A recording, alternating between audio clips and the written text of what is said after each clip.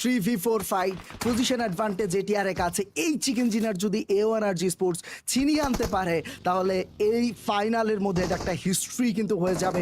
এই মুহূর্তে 90 ডিগ্রি তাকে ভেহিকেল নিয়ে মুভ করতে দেখা যাচ্ছে, ডেস্টর্মের সাথে দেখা হয়ে যাবে, ভেহিকেল নিয়ে কিন্তু ডেস্টর্মও মুভ করছে। খুবই ক্রিটিক্যাল একটা সিচুয়েশন, ইউটিলিটি দিয়ে কিন্তু সমৃদ্ধ যদি হয়ে যায় এটিআর তাহলে এওয়ানআরজির জন্য মহাবিপদ। কিন্তু 90 ডিগ্রির কাছে নেই কোনো গ্রেনেড, নেই কোনো মলোটভ, নেই কোনো স্টান গ্রেনেড যেগুলো দিয়ে এওয়ানআরজি স্পোর্টসকে সারপ্রাইজ করতে পারবে তারা।